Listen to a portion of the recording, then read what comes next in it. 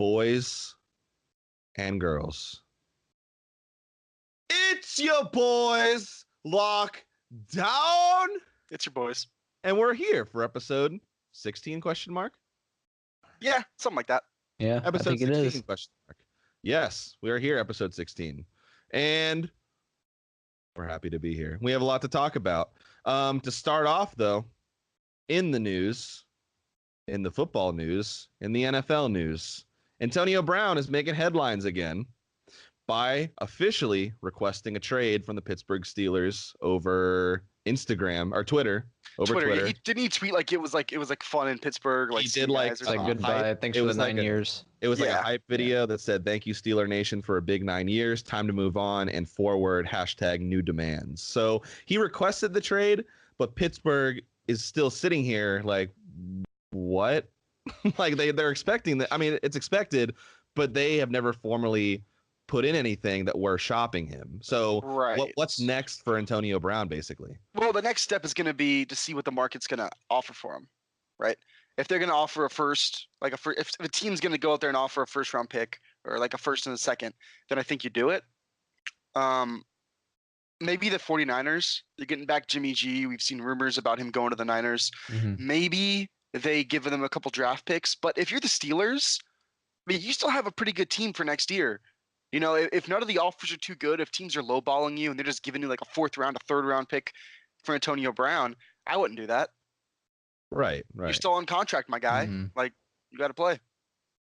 So, I mean, yeah, because there's a lot to be expected on the other half of the Antonio Brown deal. But do you think by how he's, because with the Steelers locker room, there's been a lot of fingers pointed at Mike Tomlin, which is fair because he doesn't have a whole lot of leadership to give, and that he just lets his players do whatever he wants. Well, or he lets his stars get away with way too much. Exactly. Yeah. Mm-hmm. Right. So do you think teams are looking into that, saying Antonio Brown thinks that he can get away with whatever he wants, or do you think this could be something as simple as ending this, attitude with a coach that's not going to let that stuff slide? Do you think it's an easy attitude adjustment?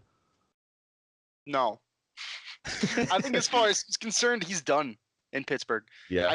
I think he went and talked to the front office. He talked to the guys there. He left and he was like, "I'm done. I'm going to a different team. Peace out." Or what I really mean by that question is, if let's say he gets turned into a team like San Francisco with Kyle Shanahan, do you think he's going to attempt to, like I'm the captain now, basically, and walk in that locker room like this is my team? Or do you think, let's use San Francisco as an example. Do you think Kyle Shanahan would just let Antonio Brown walk into that team and do whatever he wants? Or will Antonio Brown be able to let a coach tell him what to do and take orders, basically? I mean, that's the trade-off when you have a guy like Antonio Brown. Right. All I'm going to say about it, and then I'll throw it to Chris, is that I personally don't think when you get like a diva wide receiver that they're going to really listen to anything the coach says. They're going to do with the plays they call. They're going to celebrate when they score. At the end of the day, I think Antonio Brown's way more concerned about his money and he's more concerned about his stats than he's ever going to be about winning or about team chemistry or any of that stuff.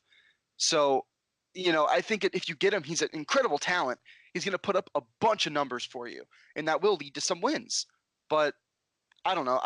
That's kind of, I don't know. That's a little bit too deep, I think, for Antonio. I think he's just going to go there and play football and make money and put up a bunch of stats. I think that's his mindset. Yeah. I think, I mean, he put out a tweet, I don't know how many weeks ago, but it pretty much seemed like he wanted to be a 49er and he wanted out of Pittsburgh. Yeah. So the 49ers are definitely a favorite, but it seems as if Mike Tomlin just kind of was just tolerating Antonio Brown for like 2 years or so. Just like, he's a great player. He's probably the best wideout in the NFL. So, I'm just going to deal with him right now. And now it's just at a point where like he just can't do it anymore. And Antonio doesn't want anything to do with them. So, they got Juju. I think that was the big thing. They do. Juju was the big thing last year, and then he was voted team MVP by the Steelers locker room. Right. And then after all that happened, then the big blow up with Ben and Antonio finally happened, and then now we're here. So I think Juju was a big proponent of that happening. So now I look at what's next for the Steelers, because in a couple years, or maybe even after this year, Big Ben's going to retire. See. We'll see what happens. Yeah. But who's going to step in at QB for them? They already lost Le'Veon Bell. He's not coming back. So they're going to lose Le'Veon Bell James Conner and looked good Antonio last year, Brown. though. Yeah, he'll be able to lead that Steelers running team, Mhm. Connor. Yeah. So I it's still definitely haven't given interesting. up on my boy. I still haven't given up on my boy Josh Dobbs. Josh Dobbs. Which Hey, they had Mason Rudolph too. I want to make a point. There have been at least 4 or 5 viewers of Lockdown Podcast that have come against Matt hard on that point, that Josh Dobbs is in fact not the guy to take over the and Matt, I'm not going to ask you to reiterate your points. If you want to hear Matt's points, go back to like episode 1 or 2, maybe 3. Matt made his stance on Josh Dobbs, and I agree with Matt wholeheartedly on his point. But yeah.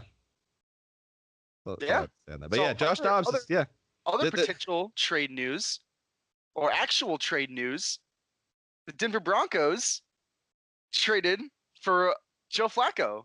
Chris, I want you to start on this because your opinion is definitely going to be more optimistic than me and Matt's. Yes. Okay. So, Chris, what are your thoughts on Joe Flacco? First of all, my thoughts were, I was surprised that it happened now. Like, it just totally caught me off guard.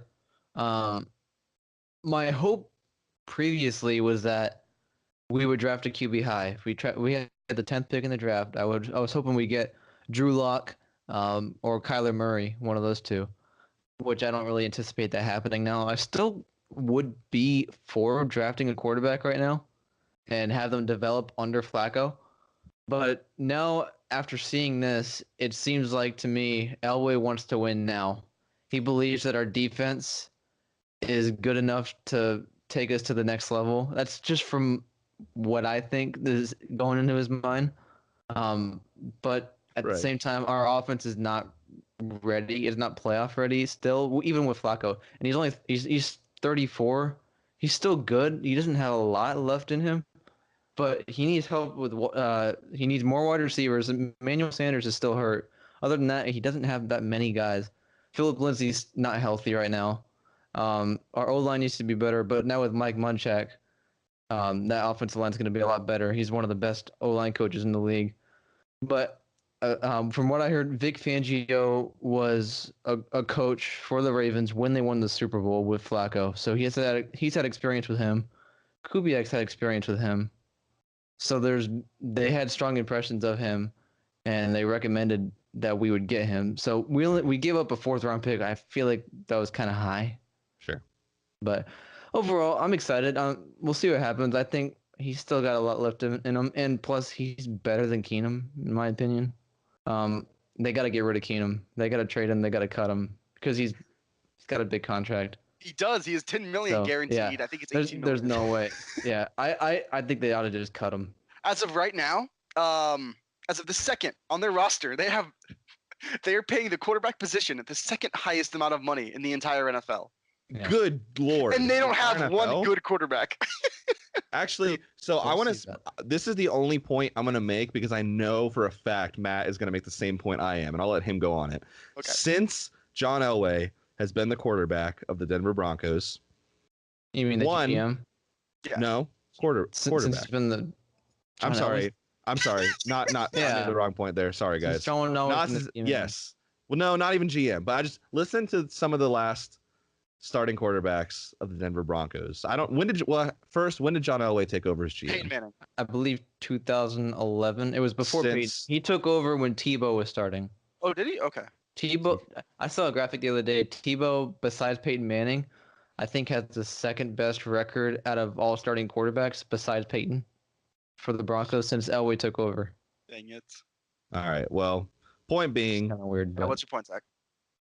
The Broncos have not had a consistent quarterback since Manning, and that was 3 seasons, I believe, that they had him. Since then, they've carried Brock Osweiler, Trevor Siemian, Paxton Lynch, which is a huge bust, and Case Keenum, now Joe Flacco. I'm sure there are other, bench guys that came in to substitute here and there. Homie John Elway does not know. Actually, I think he does know how to draft a starting quarterback There's a part of me that thinks he doesn't want to draft a good starting quarterback in Denver because he held so many titles in that freaking city. He's the best quarterback in franchise history. He's not bringing in someone better. He is the best quarterback in franchise history. He's going to win with defense. That's what he's going to win with. Can you imagine how humiliating that would be to bring in a guy to take down your own records? That's awful. You don't want to do that. I think that's hilarious, but I don't know. It's hilarious.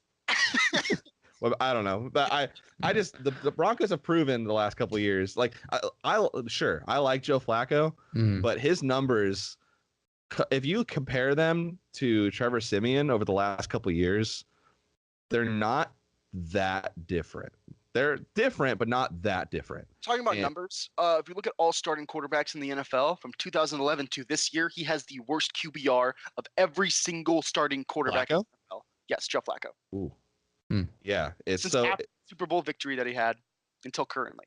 So I mean, I feel like the time for excuses is kind of over because that was in 2015, that Super Bowl, maybe 14. That was the one the Broncos won. Well, I think the Ravens won. It was a while ago. 2 years before that. 12, 13, maybe 13. That sounds about right. Was, yeah. So there was at least 5 seasons there to have a good recovery for Flacco, and it never really came. Maybe we could point at this. Sure, you could always point the finger at schematics. You can always point the finger at who his wide receivers were. I don't know. I'm very skeptical. I'll hand it over to Matt after this point. I'm a little skeptical as Joe Flacco, the quarterback, because I mean, granted, some of those quarterbacks in Denver could have had potential to be good, but they never had the offensive line to be good. They never had a chance to really show themselves off. So, Matt, what do you think about Flacco to the Broncos? Okay, so I have a really big issue with this team. John Elway he's got like one thing he looks for when he's looking for a quarterback, right? He brought in Case Keenum because he had to, because they just like didn't have a guy. But other than him, dude, like Joe Flacco, I don't care about his numbers. He's 6'6". He's gonna be a star in this league. Yeah. Paxton Lynch, he's 6'5". Brock Osweiler, he's 6'8". We're gonna offer him $18 million. If it wasn't for the Texans offering him $20 million, he would have probably still been with the Broncos. But look, John Elway either doesn't look for the right things in the quarterback. He's looking at all these like combine stats instead of just looking at a guy like Kyler Murray and being like, that's a stud. I don't care if he's 5'11". Look, he's a star. He has all the potential in the world. He's going to be a star in the NFL, right? But then you look at a guy and he's just like, he's tall. I like his arm. And it's like, how's that working out with Josh Allen? How's that arm looking out? He can run. He can't throw. Right. You know what I mean? Like these combine stats, and you can't judge a quarterback based on, like only how tall they are, how big their hand is. It's such an outdated form to judge a quarterback by. And I think John Elway's kind of stuck in yesteryear with his way that he scouts with quarterbacks. But they should definitely try to trade Case Keenum. I don't know what they're going to get for him. Maybe like a 7th round pick. Get something. Send him to Jacksonville. Get something. Right. I don't know, but they need to get the rest of his contract. They're still gonna owe him the guaranteed money, but they need to get the rest of his contract off their cap. I think he got to go to Arizona. Because Cliff Kingsbury was his offensive coordinator in college, and Vance Joseph is there, and he would help Josh Rosen. Arizona could work. That's a fantastic segue. All right, guys, who do you think the Arizona Cardinals are going to draft for the number 1 overall pick? I think they're going to draft Kyler Murray. You think they're getting Murray number 1? What? Yes, I do. Yes, I do. They fired Steve Wilkes, their head coach, after 1 year. Basically they said, we made a mistake. Our bad.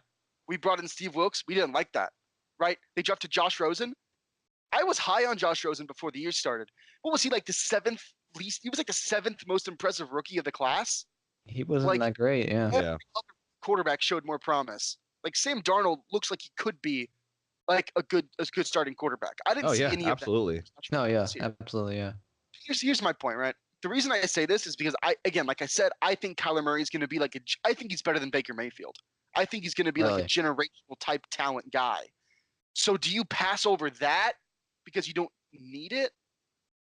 Do you get a pretty good defensive end when you could get a franchise-altering quarterback to change the way your franchise is going to look in the future? And looking at Arizona, they have the room right now just to say, why not? Let's just shoot the shot and see what happens. That's You what know? the Browns did. They drafted Baker. They got True. with the number 1 pick. Yeah.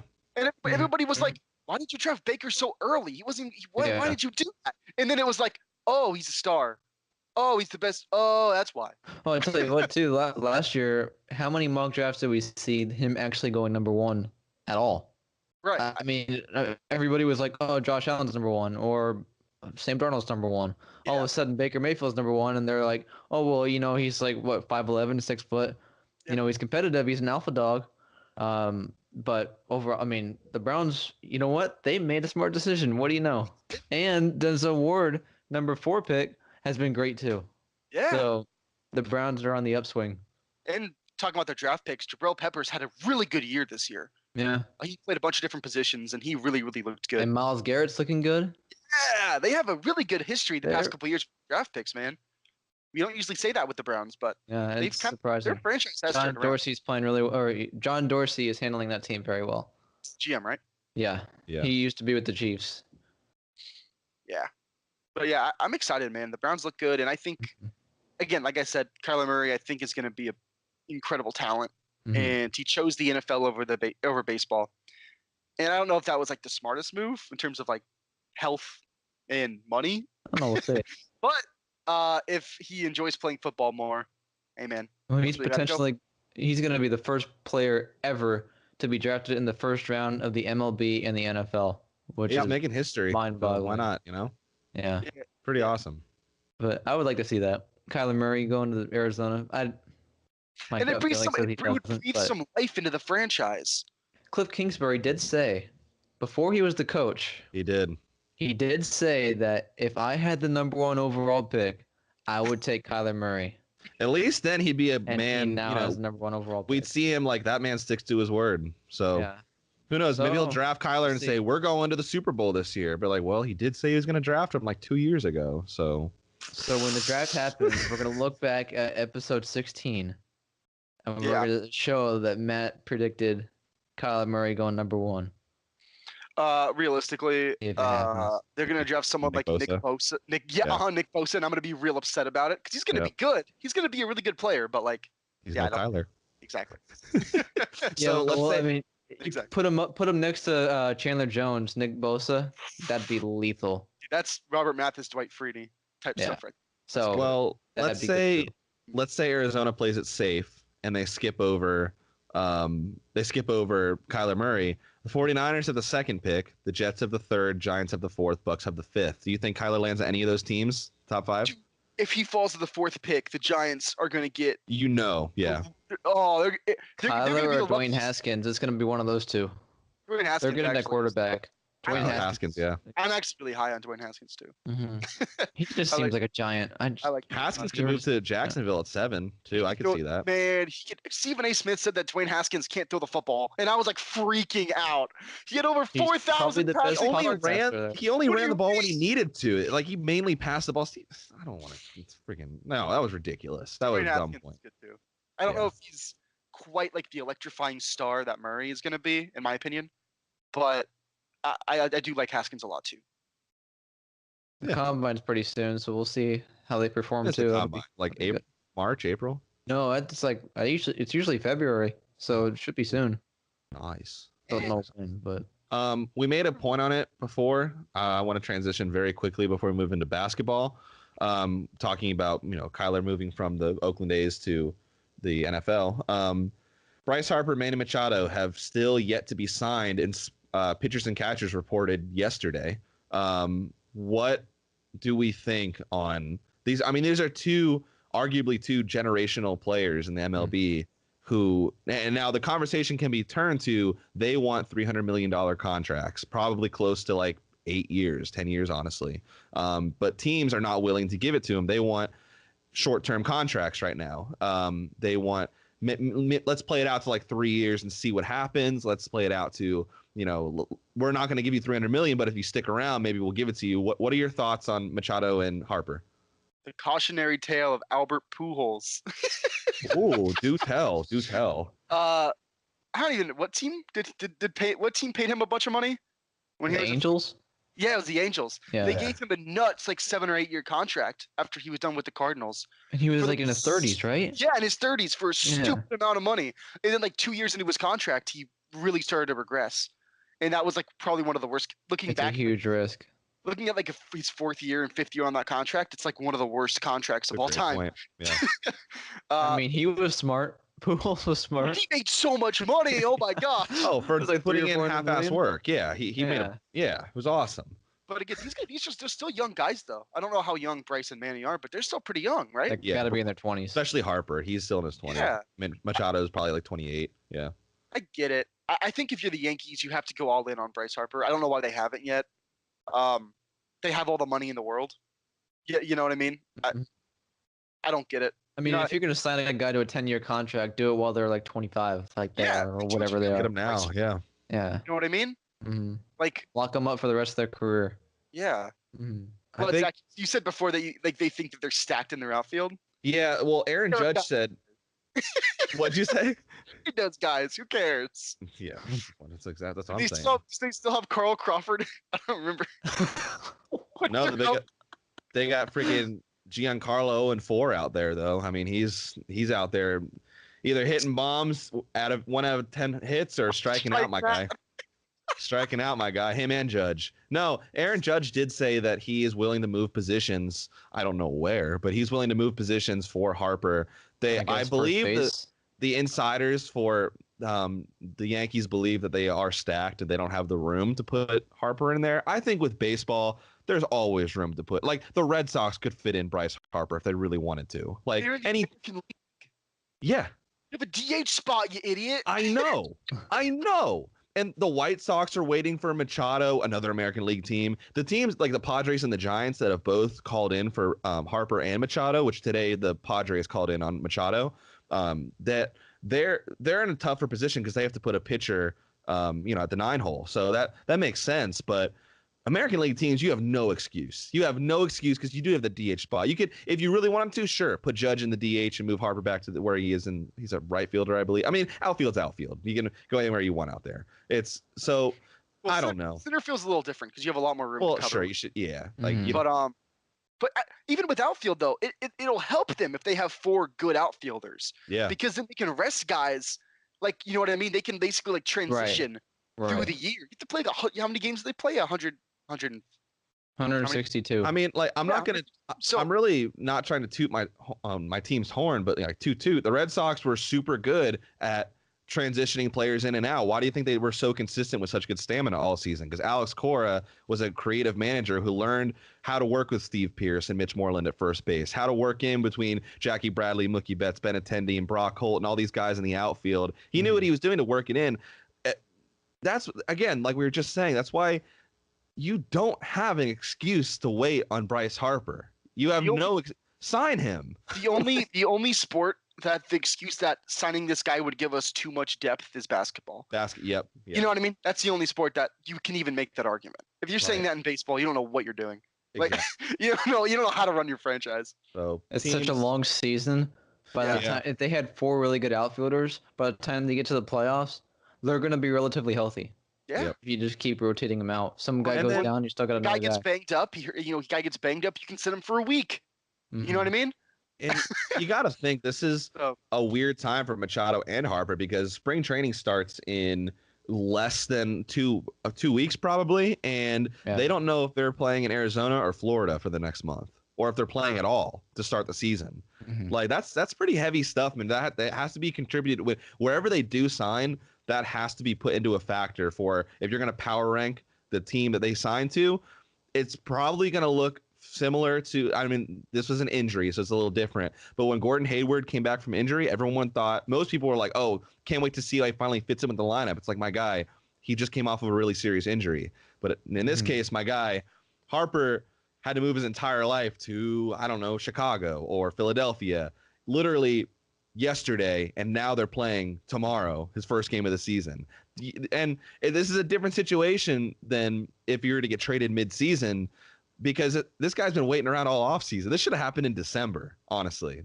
A trade or a signing like this should have happened in December. And I don't know. It's you know. So where do you guys think Machado and Bryce end up playing this year?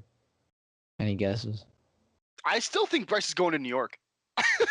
Like, Honestly, maybe the Padres, but I think Machado ends up going to a team like the Padres, a team like that's kind of under the radar. That's not going to be like a contender or anything. sure. But I think Harper's probably had enough playing for like, not a great team. I think he wants to go to like one of the major teams in baseball. I can see him going to somewhere like the Yankees. Maybe not the Yankees, but like a perennial contender. I can see him going somewhere like that. I'm gonna say this: there's been one mystery team that is yet to be. I'm not gonna say the Red Sox, by the way. It's not The true, Marlins. No, and that's even less of a chance. Derek Jeter, come on! Derek Jeter wants to watch that franchise fall down. We all know it's true. Jorge Posada works for them now. I think I saw an alert about that. It's like the Yankees are taking over the Marlins. The New York Marlins. Let's do it. Exactly. Bring A-Rod in. Let's do it. Anyway, there's been a mystery team that has been in talks with Harper for pretty much the entire offseason, but nobody knows who that team is. I believe this team is the same team that traded for Yasiel Puig, the same team that landed Sonny Gray, the same team that's looking at Craig Kimbrell, and it's the Cincinnati Reds. I think the Reds are playing a very heavy contributor into the signing of Bryce Harper, and that this is a team that's on the come up, just like the Kings in basketball. That this team, not a lot of teams are talking about right now because they had a big offseason, probably one of the biggest off seasons in baseball. They made a lot of big signings. They made a lot of big trades. I think Harper's going to Cincinnati. If not Cincinnati, then Philly. Philly, I think, is the obvious one because he's been talking about. Yeah. He's been in the news with Philly that's been the loudest one is Philadelphia because there's been all kinds of teasers and like he's had like some. There was like a bat from Harper that had the Philly color on it. I don't know, something like that. But trade or signing season. But I think Harper's going to Cincy. Machado is going to the White Sox, in my opinion, because of course he is. Like it just makes sense. Like I think I believe his brother-in-law plays for the team, and it got talked about when the signing season started, and he went to Chicago and talked to them, and he said, "Nah, I'm gonna make my way around." But every interview he went to was just kind of like, "Yeah, but Chicago. I mean, look at they offered him pretty close to $300 million, so it's intended." But I think he's in the same boat as Harper though. Like he wants that money, but even Chicago is like, all right, we'll throw this out. But there's always the but with these contracts, like Matt said, the Pujols effect. So who knows? I mean, Machado did, he was the last strikeout of the World Series. That could be a real impact on his season this coming year. Hey, moving on from baseball. My quick prediction. Actually, sorry, that was rude. Go ahead, Chris. Yeah, it was. All right. Anyway, I'll make it brief. I think ultimately Harper ends up going to Philly. I don't think he's gonna get a long contract. I'm thinking more like 2 or 3 years. Right. He's gonna get like at least $30 million a year. And then I believe Machado ends up going to the White Sox. That just seems like a foregone conclusion there. And I don't think he gets a long-term contract either. I think it's about the same. So they'll both get about $30 million a year, I believe. Yeah. So yeah, Philly and Chicago, I believe, will be those destinations. I think it could happen within the next week or two. Yeah. Nice. Now, Zach, you referenced Gordon Hayward a couple minutes ago. Yes, I did. Gordon Hayward's game has really gone up since Kyrie Irving's been out of the lineup. I'm gonna go ahead. Gordon is back.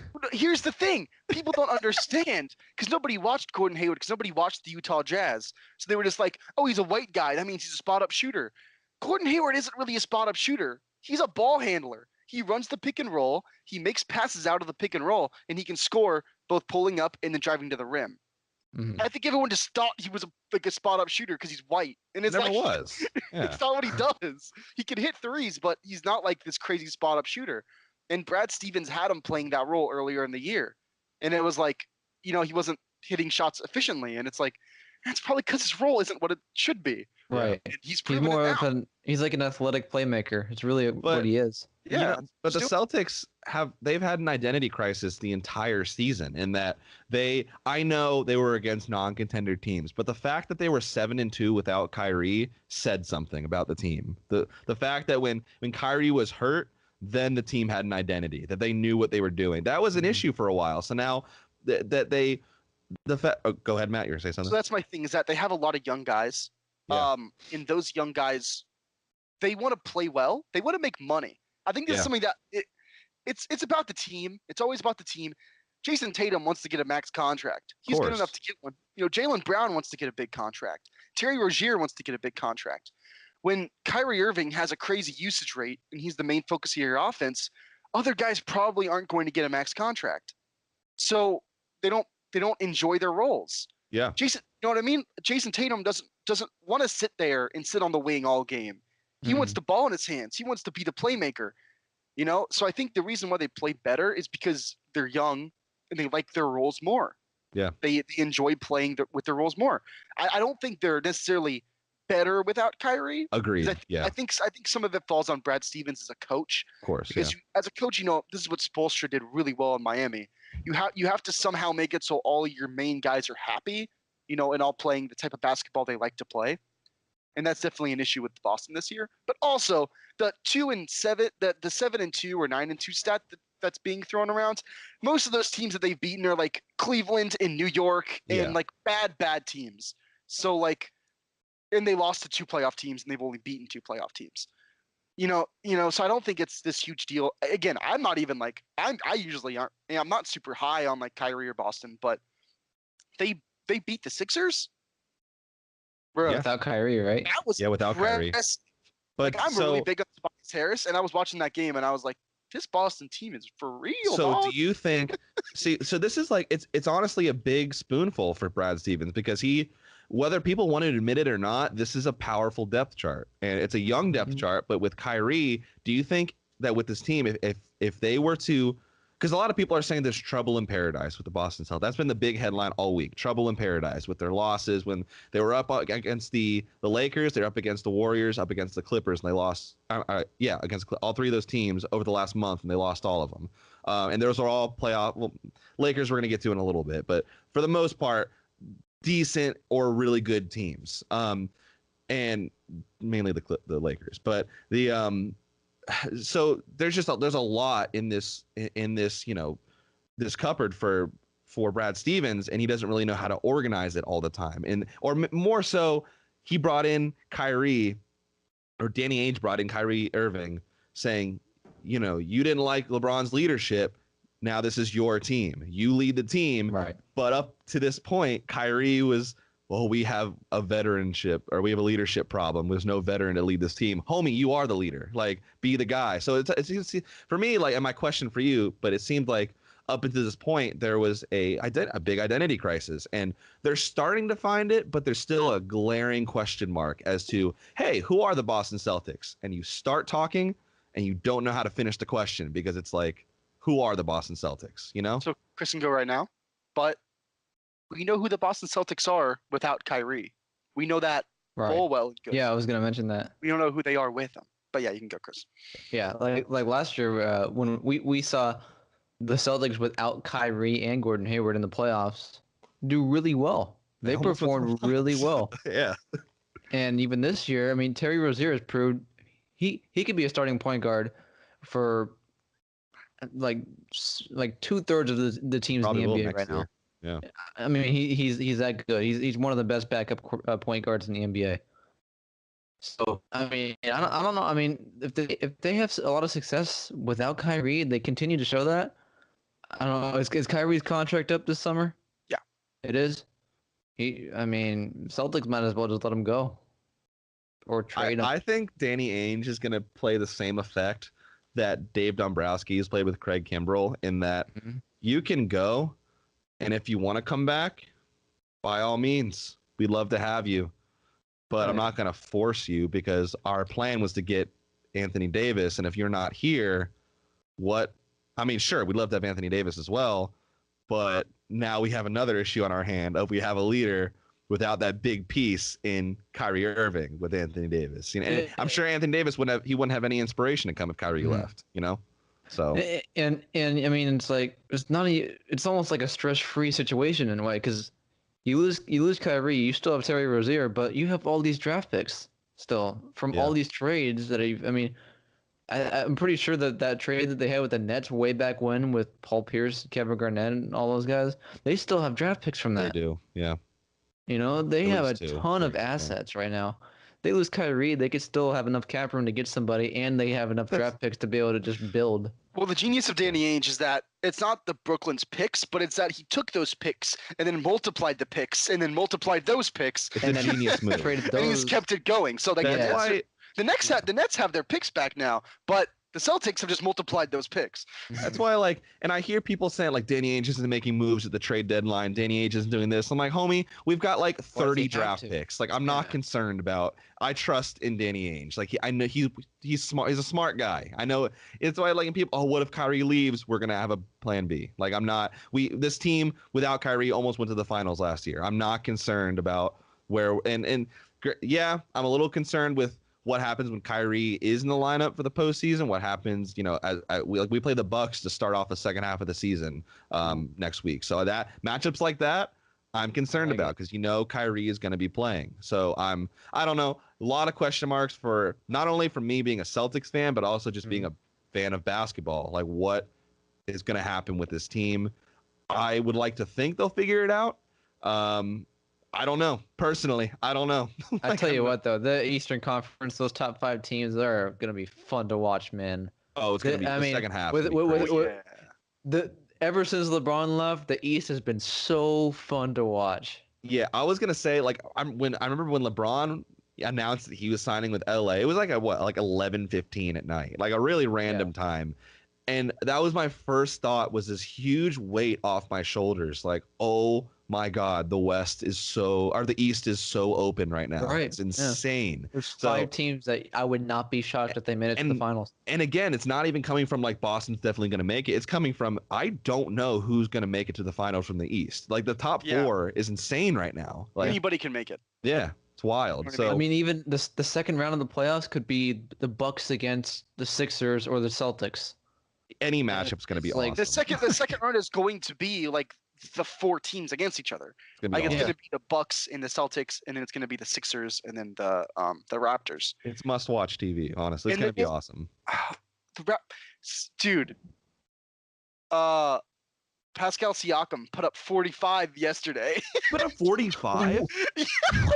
Good Lord. And now they have Jeremy Lin. Wait, what? They got Lin. Jeremy Lin. They gave him a standing ovation last night. Wait, hold on.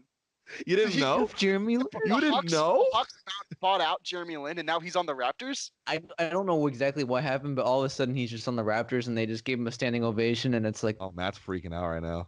Amazing. Yeah, bro. Yeah, Google it. That just changed everything! So they have Kyle Lowry, Fred VanVleet, and Jeremy Lin. How about that trio? All right, listeners, this is a really big moment. Matt just learned that Jeremy Lin is going to the Toronto Raptors. Matt, what are your thoughts right now? Raptors are winning the East, dude. It's me. My gosh, they finally have a point guard for the playoffs.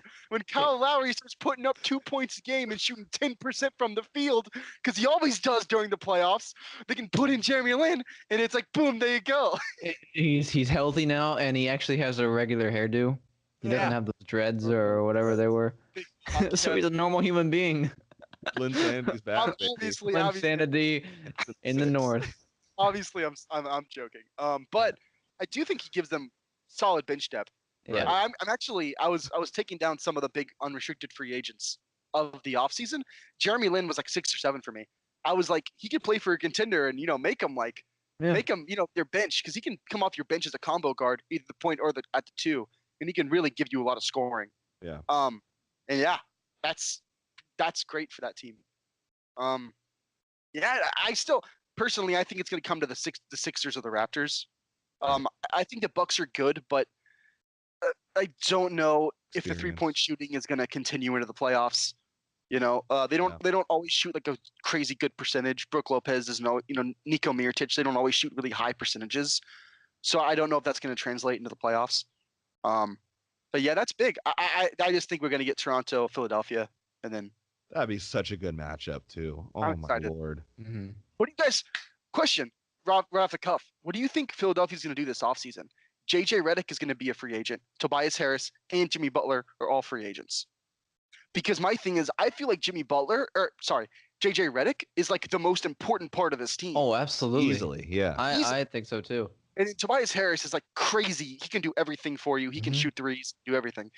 Jimmy Butler is like the outlier there. Where like he can score off the dribble, he can distribute, he can play great defense, but like he can't afford everybody. Like if you take JJ out of there, I don't think the team is like going to get to the finals. I don't think they're that compatible. I think you look at the grand scheme of things too. I mean, Butler out of those three, personality-wise, does he really fit in as well as the other two guys? I think at the end of the day, they're going to come out of there with two of the three people still on the team. Yeah, I was going to say they get rid of Butler and they get somebody else. That's what I think they should do. I'm worried they're going to tank their franchise and give Butler and Tobias Harris both max contracts. They can't. So it's got to be one or the other. They can't have anybody else. Like yeah. The salary cap is going to go up a little bit next year at 109 million, but the Sixers right now, the salary cap's at 101 and they're sitting at 105 after the Jimmy Butler trade. This isn't even including Tobias Harris yet. So this is from like right after the Jimmy Butler trade. So and this is an old report, but still looking at that old report, they haven't let go of anybody big since then. So I'm definitely not going to sit here and say, well, the Sixers are done after this offseason, but like that's scary for this front office, right? That they have a lot of big decisions to make. Well, they're still going to have Ben. I think Ben's on like a team option. Of course, so they're still going to have him for like 2 more years, and then Joel they can so they still have years left to go. It's not like it's this year or bust for them. Especially if they just do this, sign Tobias Harris and JJ Redick, let Jimmy walk. You're not going to have the money for Jimmy, and then see what you can do with the cap. That's the best thing the franchise could do. I'm really worried they're going to sign Jimmy to a max deal and then just be like, we can't sign anybody else. Has Jimmy Butler done? I'm not saying this like passive aggressively. I mean, like, has Jimmy Butler done anything where he came on the team and said they changed at that point? Has he done anything like that yet? That didn't really happen with it. Again, he went to the Sixers, and the Sixers were like, we need to get Tobias Harris. Yeah. They got Jimmy, and they were like, well, that wasn't enough. I mean, Jimmy's been good. He's had some clutch buckets for them early. He had like 2 buzzer beaters. Some of them were buckets that like I'm like I could have seen Embiid making that. Like listen, man, I said a lot of crap about Jimmy Butler when we first started the show. Of course. Back a while ago, and like I've been watching a lot of Sixers games this year. He's good, man. Like they call him Jimmy Buckets for a reason.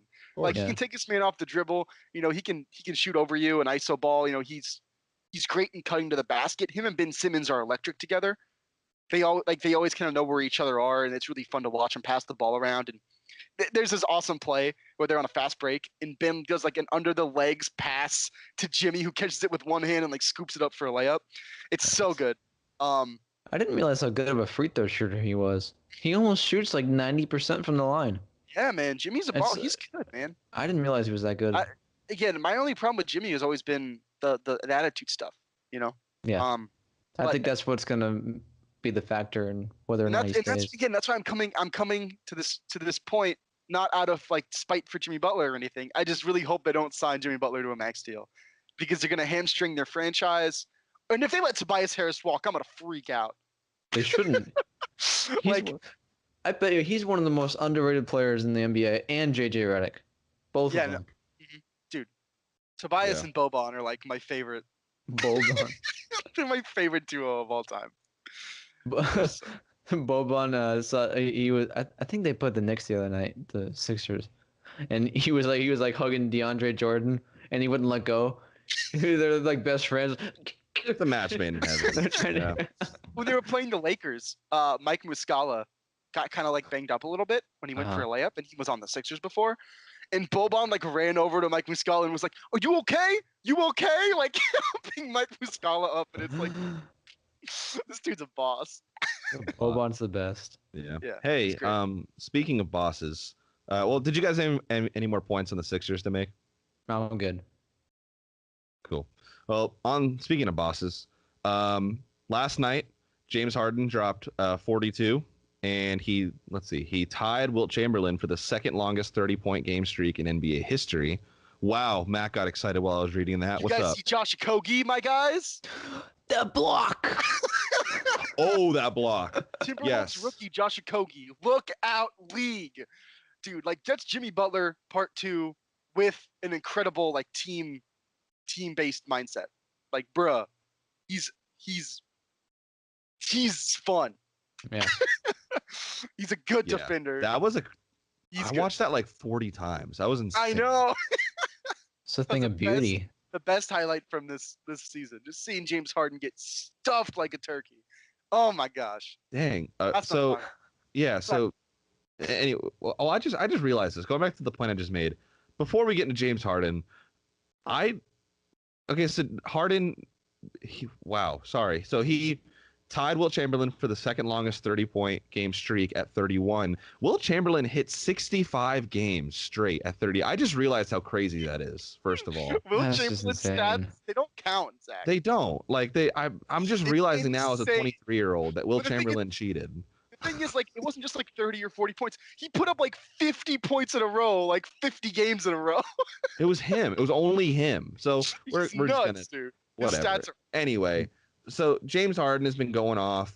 Like he's, we'll get into issues with this in a minute, but he's been going off this year, whether we like it or not. that's great. He's shooting like 38% from the field, going off, man. That's great. He's killing it.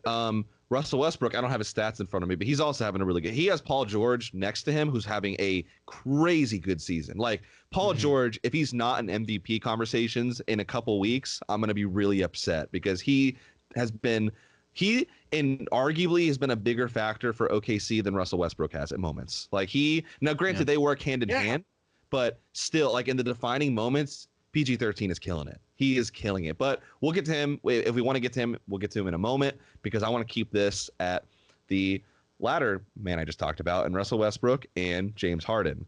So I ran a poll on Facebook and Twitter yesterday. I said, would you rather have your NBA team centered around James Harden or Russell Westbrook? On Twitter, and that's my question for you guys before we go into answers, who would you rather have your team centered around, James Harden or Russell Westbrook? And we can look at this at a fantasy basketball perspective too, as to like you have your two stars and then a bunch of other guys, or if you put him into any other team, but he is the guy, basically. That's the question. James Harden on Twitter, 71% said James Harden. On Facebook, 88% said James Harden. So both bases are heavily on board with James Harden. Whoever wants to go first, what do you think? Who would you go with? Well, because this is you know what? You just changed my opinion of the question. I wasn't thinking like the guy. I was thinking like if I was like to build a team like in 2K, like what type of players would I want to put around them? My problem with James Harden, I'm gonna go ahead and start. My problem with James Harden is that regardless of his supporting cast, he can only play one style of basketball. Mm-hmm. He's gonna be a high volume, inefficient scorer. That's what he does. Unless like you get a different coach and you change the way they play the game, he's not playing a different style of basketball. That's just the way that he plays. Russell, on the other hand, has finally started to defer to a superstar this year. He's deferred to Paul George. Fourth quarter of the game, he's not running in a circle and throwing up a contested three-pointer like I always hated about Russell Westbrook. Yeah. He's saying, all right, Paul, you finish the game, which is like insane to me. I always used to get so mad at Russell Westbrook when he had KD because every flipping fourth quarter, KD would be like, give me the ball. And Russell would be like, nah, I'm good. Right. Finally now, Russell's giving the ball to Paul George, and Paul's putting up a bunch of points. He's having a fantastic year. Amazing to see Paul George back in his prime. So I was worried after he shattered his leg. He was never going to get back here.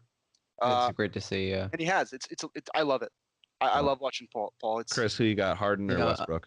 Matt made some great points there, and I totally agree. But I mean, to be honest, it's like I don't even have an answer. Yeah. Because it's like they're both like it's hard to build a team around them both because they're both I mean, they're both really good, but they're both similar in a way. But I agree with Matt. I would rather build around Russell Westbrook, because James Harden, again, like he said, he only has one style of play. No matter who's on that team, he's not gonna change. He's gonna score. He's gonna be great. But Russell Westbrook is more of a playmaker, and he's deferred to Paul George. He's even with Kevin Durant. It's like they still played well together. Yeah. And if they even got more stars on the Thunder to play with Russell Westbrook and Paul George, Russell Westbrook's going to be all for it. He's a team player. So they got Markieff Morris. I don't know if that's going to matter. Yeah, they did. You're right. Yeah, they did. and We'll see. Steven Adams has been great this year. Yeah, he has. They got guys. Like Terrence Ferguson's played like really well. Right. Jeremy Grant. Yeah, they got guys. It's harder to build around Harden. I mean, they have Chris Paul, and he's been good. He's more of a distributor anyway. But James Harden has made Chris Paul a spot-up shooter. Yeah, so, he's changing it. Like, yes, and the Thunder are better for a reason. So Matt made a really good point right there. That I wanted to move into this. Not really a question, but just a topic of conversation. The reason I put these two players in the poll is because year after year, OKC and Houston have always been the team of, oh man, this is going to be it. This is the year they finally make the final. I mean, OKC made it a couple years ago. One time. Houston has yet to make it. Grant, yes, the West is tight, but this is about Houston and their team with James Harden. This team, and I want to throw it to you guys right here.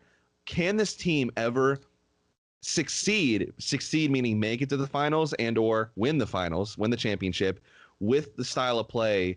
And yes, the OKC has changed their style of play a little bit with Paul George being implemented into the scoring aspect of it. But with the two style of plays, with James Harden padding stats and Russell Westbrook and or Paul George padding stats, can this team successfully make it to the NBA Finals and or win the NBA Finals with the style of play they're having? Oklahoma City can. Yeah. I definitely think so. They play really underrated, phenomenal defense most of the time. Mm-hmm. Sometimes they come out and they kind of lay an egg on the defensive side of the ball. Maybe Steven Adams isn't feeling it, or Paul isn't feeling it, but most of the time they come out and they play got a great defense team. and they play hard. Yeah. So again, I think they have a couple stars. They have perimeter shooters. They can play defense. If it wasn't for Golden State being unfair, I would actually say OKC would be my favorite to get out of the West, honestly. But again, Golden State's unfair. So basically the question here is, once Golden State disbands, hopefully soon, can one of those two teams basically take the reins like the top team in the West? I mean, that's basically, and I think OKC can possibly, but Russell Westbrook's going to have to continue to play more like the Jason Kidd type role, right. Not taking 25, 30 shots a game, continuing to distribute more and more, allowing the offense to really flourish and flow through a system, whereas just kind of, being a ball hog, which he has been in years past. That's an interesting topic of conversation, though, because at that point, if you were Billy Donovan, you'd be looking at Russell Westbrook and basically telling him, hey, I need you to change everything pretty much about the way that you play basketball. Or looking at, James Harden, he does get the ball around for the most part, but he has this mentality like Russ used to have, where if you miss a shot, I'm not going to pass it to you for a little while, and I'm just going to keep making these baskets. And Grant, he wants to win. I totally am on board with that. It makes sense. But if you're dropping 50, 60 a night and the rest of your team isn't, I mean, can we see you as a team that's going to succeed? What has to happen with this Houston team to finally break through and be a team that's all right, this is it. This is the year, Well, they need to be better defensively. Well, of course, yeah. Well, D'Antoni's their coach. He's an offensive guy, so he's not going to be. He doesn't play defense. They have to get hot at the right time. That's my opinion. Well, they need to upgrade their front court as well. They've got guys there, but they don't have any power forwards. Kenneth Faried. Yeah. Well, he's been starting at center recently too. Yeah. But once Capella gets healthy, I don't know. I don't think we've seen Faried and Capella yet together. And then they have Nene, and that's about it. They only have three big guys. But I mean, there's nothing wrong with James Harden being the scorer that he is. He's an amazing scorer. And he had to be earlier in the season. He has to be. Yeah. Yeah. But I just don't see them really going far in the playoffs with that kind of style of play. I Mhm. think he's gotta distribute the ball a little bit more. He can go ahead and average 30 points a game, but if he scores the way he is now and he's not giving his teammates opportunities to improve and to help him out, they're not going to go far. It can't just be a James Harden show. It's Right. got to be everybody else. That's the thing, man. If when they get into the playoffs, guys like Gerald Green have to get hot. Austin Rivers has to get hot. Like Chris Paul has to play well. He cannot get injured. That's really the main point for the Rockets. Chris Paul, like almost every year in the playoffs, gets hurt. He Right. cannot get hurt. And one thing that separates Harden from Westbrook can play defense. Harden doesn't even try. Most of the time, he doesn't. You're right. Yeah, it's a fair point. He can hunker down and try sometimes, but like most of the time, he's just like, I'm tired. It's definitely gonna make for Offense. interesting development as the second half unfolds, and I mean, with the All-Star break being this weekend, I'm really excited to see and actually before we move into the All-Star break, which I do have just one question I have on that one. What are some things you guys are? Usually on this show we make a lot of predictions and stuff like that, but I'm really curious to see what you're just most excited about for the second half of the season beyond the top 4 or 5 of the Eastern Conference. What are some maybe storylines or trends or just overall things of the game that you're excited to see in the second half of the NBA season? For me, it's the back side of the Western Conference. I'm really excited to see if the Kings can continue to play as well as they have. They're an 8 seed right now, right? They are. Yes. Yeah. They're very talented. And if the Lakers can actually get into the playoffs. So I'm more just looking at like seeing if the Clippers actually begin to fall off. They traded Tobias Harris, and everybody was like, they're gonna fall off, and they just haven't. Right. So like we'll see. I think eventually they'll start falling off. I think they will. Yeah. But I want to see if the Kings can keep it up. Buddy Hield's having an awesome season. Aaron Fox is too. Everybody like that. But yeah, I'm excited to see mainly the Lakers and the Kings though. Those are my two go-tos. Yeah, The Lakers suck.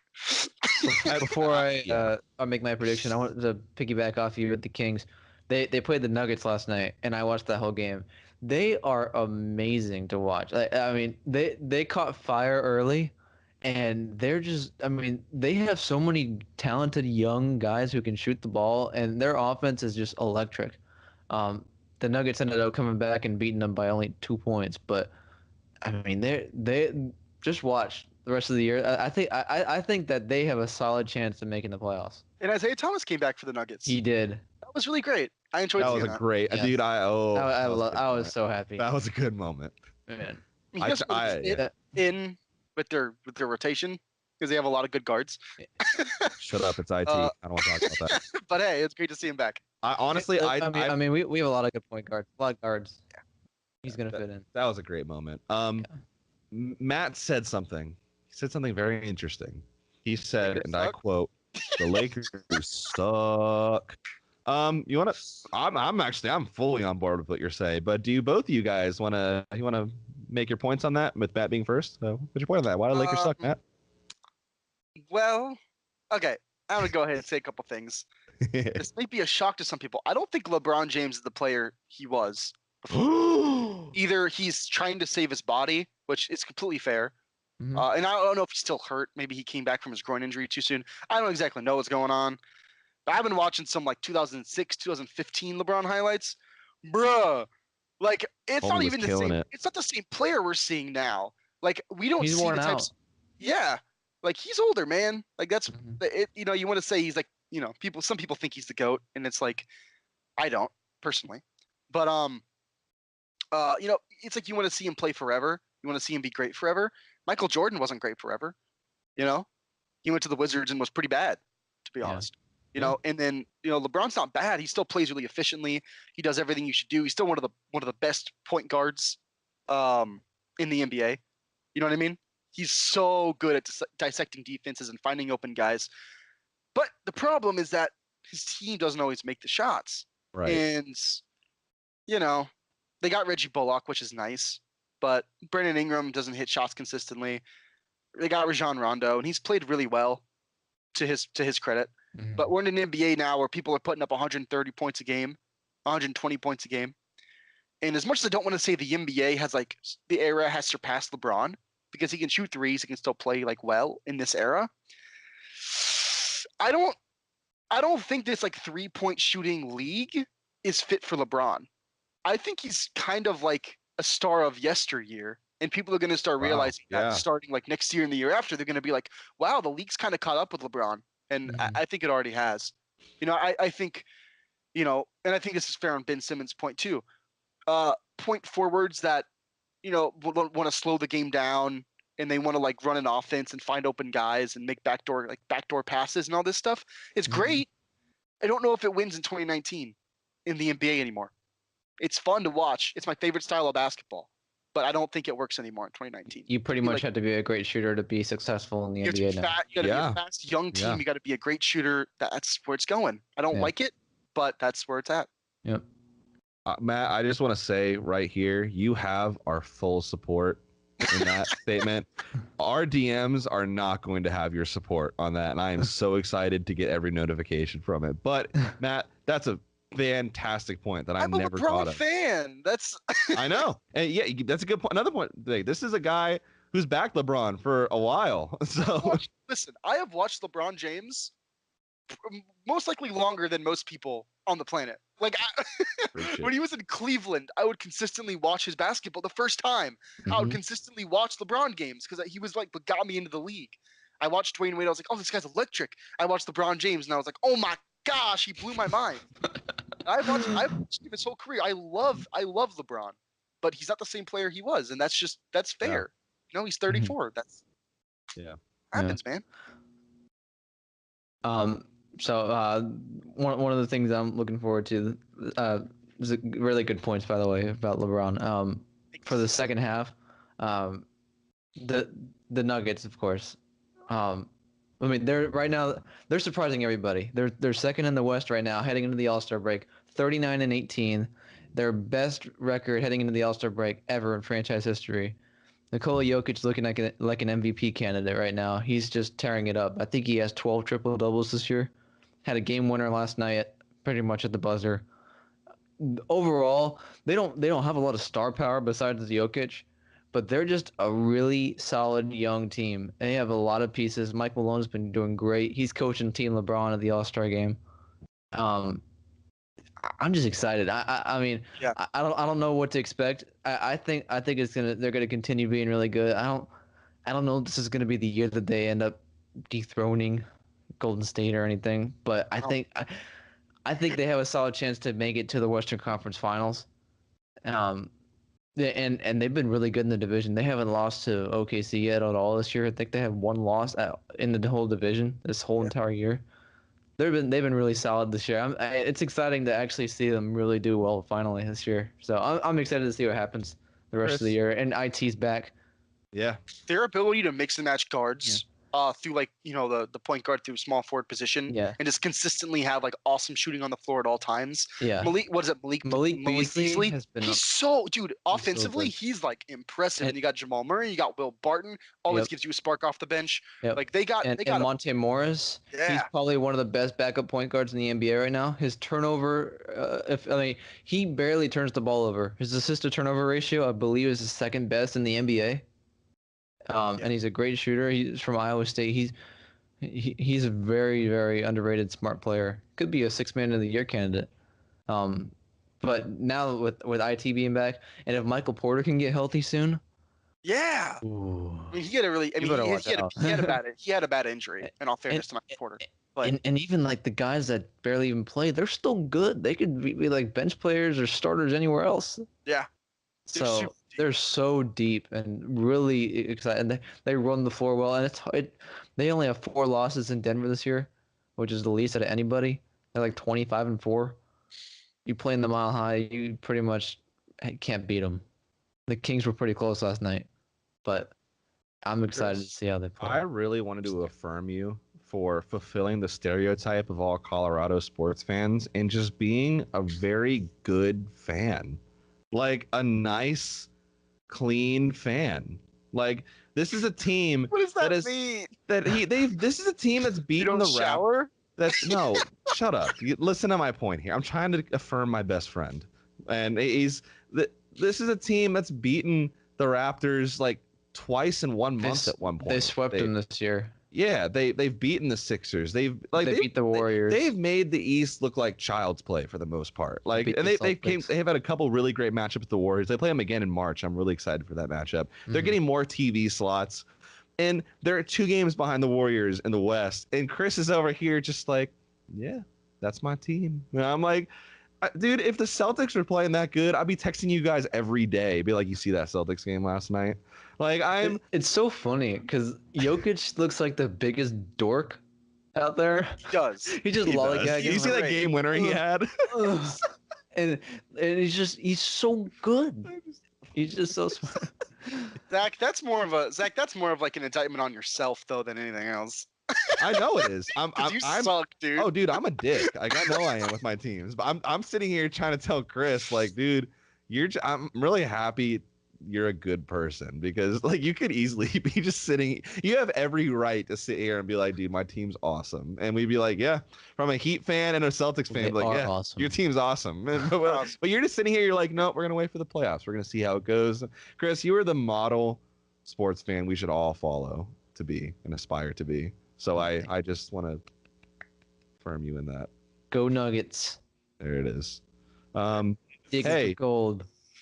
All-Star Weekend is this weekend. I normally could give 2 craps about any All-Star Weekend or All-Star game. This year, I'm gonna watch like even the Rising Stars Challenge. The lineup is pretty awesome for that game. I'm either gonna record or watch all 3 of the the TV things this weekend. But I don't know. What are your guys' thoughts on All-Star Weekend this year? I'm looking things up. Hold on. Okay. Well, I want to talk about the slam dunk contest. Do it. Because every year it seems for the past 5 years, they put in athletic guys. First of all, they're all really good dunkers. But can we just finally have a dunk contest where we have like stars that we want to see in there? Can we see like Russell Westbrook in there? Like we've been wanting to see LeBron in there for a long time, or somebody. I mean, I understand they don't want to get hurt, right? Right. But it would be nice for them to just one time, let's see the stars go at it in a dunk contest. We see them go after each other in the 3-point contest and in the skills challenge. I mean, 3 years ago when Zach LaVine and Aaron Gordon went against each other in the dunk contest, that was probably the best dunk contest ever. But that was dope. Back in the day, we saw Dominique Wilkins, we saw Julius Erving, Michael Jordan, we saw all those guys in the dunk contest. Why can't we see guys like that now? Instead, we have Dennis Smith Jr., Miles Bridges, Diallo. Diallo. Yeah. And John Collins. It's like nobody. Hey, John Collins is a good player. He is good defensive player too. John Collins is a good player. Nobody knows who these guys are. The TV ratings, they would go up so much if they had big name guys in the slam dunk contest. Yeah. So I don't know. Maybe they'll change it. Cares about that when the 3-point contest has Seth the and Steph. Seth and Steph. And Dirk Nowitzki, bro. He's in the 3-point contest? Yeah, he is. He's like the hey buddy, I know it's your last season, so we're gonna let you do whatever the hell you want to do. He's like, I'ma shoot threes in the 3-point contest. The dunk contest. They're like, sure, Dirk, come on out here and hit 2 3-pointers or win the whole freaking thing. Like, I don't. Bad. Knowing Steph, he'll be like, it'll be tied in the final. It'll be Dirk and Steph, and Dirk will have hit like 22 or whatever, and Seth will be on the last basket, and it'll be like the defining moment. It'll be like, this could either tie or this is the tying shot to take Dirk out, and he's like, I'm gonna do the Christian thing and airball it and point at Dirk, and Dirk's like, well, you could have like been a good sport and just like won it because we know you're better than me. But I don't know. It's probably that's Steph not Curry cares at all about letting people win. He's only going to shoot left-handed. Broken, stupid team in NBA history. What are you talking about? He's just going to shoot the whole thing left-handed or underhanded or something. That'd be the story thing to do, but it's My bold prediction: Seth Curry will hit more 3-point shots than Stephen Curry during the 3-point. Of course he will. He's a beast. Seth will be like, "This is my one opportunity to prove to the world that I'm not a failure." He's gonna own prove that he's better than for Steph. 5 years straight after this 3-point contest. It's gonna be awesome. Seth's played not too bad this year. No. They played each other last night, Blazers and Warriors, and it was who won that game? Blazers. It was a great game, and I want that matchup in the postseason ASAP. I mean, they only won because they got an actual 8-point play, basically, where they got a 3-point shot, and Draymond Green got a foul, so a 4-point play, then a technical foul, and then Steve Kerr got a technical foul, and then got ejected. Right. This is all this in the fourth quarter. Basically, they got 129-107. Portland won. It was like an 8-point game, and they got an 8-point play, which was hilarious. But it was like the game was over. It was like an 8-point game. It was a game, and they got an 8-point play, and it was like, all right, that's the game. Yeah. But yeah, it was a really good game. Yeah, it was great. All-Star game is, I mean, I think LeBron's team is going to dominate, but I could be wrong. I don't know. Also, real talk, has Team World ever beaten Team US in the Rising Stars Challenge? Probably not. They're going to this year. What's the roster look like? They have DeAndre Luka Doncic, Cedi Osman, Ben Simmons, OG Anunoby from the Raptors, Bogdan Bogdanovic from the Kings, Shai Gilgeous-Alexander from the Clippers, and then Lauri Markkanen from the Bulls. Oh, it's going to be a blowout. Stacked, dude. That's a stacked team, my guy. That's a stacked team. I want to see Team World go against Team LeBron. USA has Lonzo Ball, though. Don't worry, guys. Oh, never mind. Sorry. Get LeVar out there while we're at it. Like, might as well. It's All-Star Weekend, guys. Is Hamidou Diallo playing? Our dreams are made. Oh.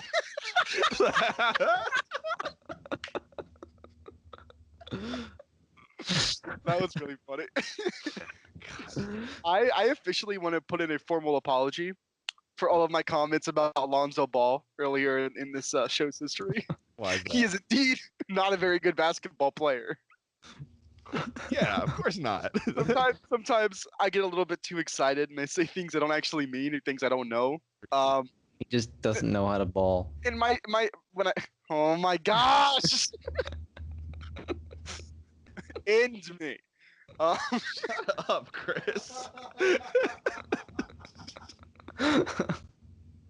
Shut up. Lonzo Ball is very bad basketball. Very bad at the basketball. So yeah. I don't know how we're gonna recover from that. Yes, he's bad at basketball. God, Chris. It's a good finale. Oh God. Hey. You can find us on Anchor, Apple Podcasts, Google Podcasts, Spotify. You just cut. We're on Anchor, Apple Podcasts, Google Podcasts, Spotify, Breaker, Castbox, Overcast, Pocket Cast, Radio Public, and Stitcher.